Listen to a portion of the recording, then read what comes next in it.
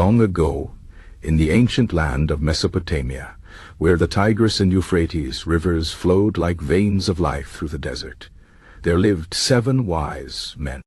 These were not ordinary men.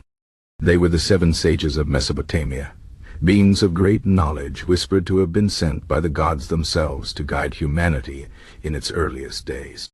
Their names were Adapa, Uanna, Enmedugga Enmebulugga, Anenlilda, Utuabzu, and Enmerkar. Each one carried secrets of the heavens and the earth, secrets that would shape the fate of civilizations. The oldest of these sages was Adapa. He was known as the first of the wise, the one who had been taught by the god Ea, the lord of wisdom and the deep waters. Adapa knew the language of the birds and the whispers of the winds. He could read the stars as if they were words written in the sky. The people said that Adapa had once been summoned to the heavens by the great god Anu, but his wisdom was so vast that even the gods feared what he might learn if he tasted the food of immortality. So, though he walked among mortals, his knowledge was beyond that of any ordinary man. Next was Uanna, also called Uanz by later peoples. He was a strange figure, half man and half fish, who emerged from the waters of the Persian Gulf to teach the people of Mesopotamia the arts of civilization. He showed them how to build cities, how to write upon clay tablets, and how to measure the movements of the stars.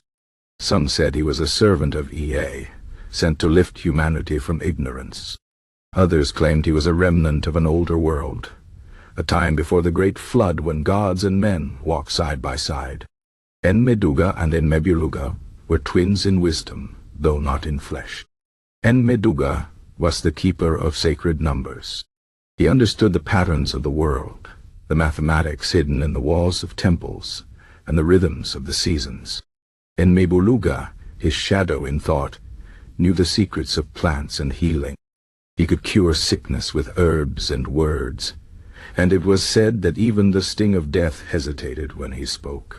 Together they taught that the world was built on balance, numbers and nature, order and life. Anenlilda was the sage of dreams. He walked the border between waking and sleep, listening to the voices that spoke in the darkness. The people came to him with their troubled visions, and he would unravel their meanings like a scribe, unrolling a clay tablet. He said that dreams were messages from the gods, warnings and promises woven into the night. Some feared him, for he knew the secrets of the heart that even men themselves did not understand.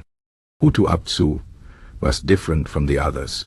He did not stay in the great cities, but wandered the wild places, the deserts and the mountains.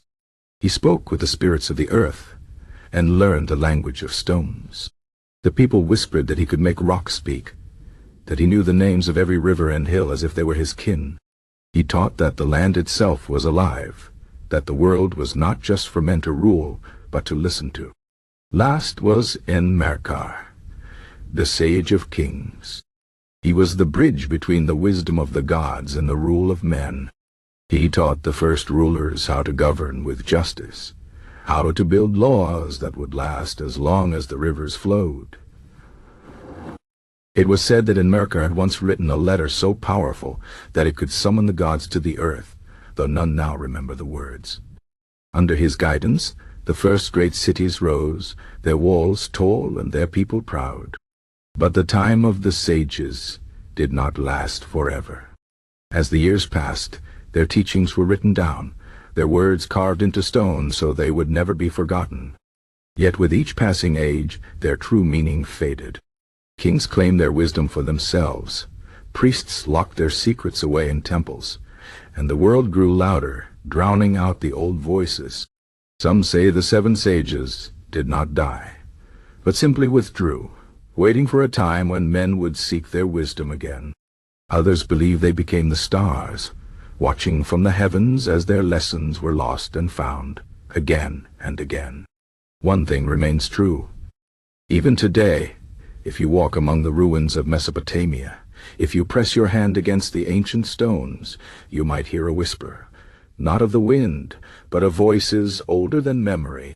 They speak of numbers and dreams, of rivers and kings, of a time when gods walked with men and 7 sages carved their wisdom into the world.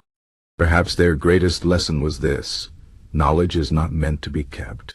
It is meant to be given, like water to the thirsty, like fire in the dark.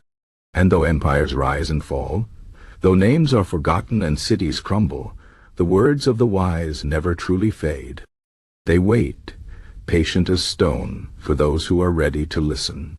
So ends the tale of the 7 sages of Mesopotamia. But their story is not over. It never will be.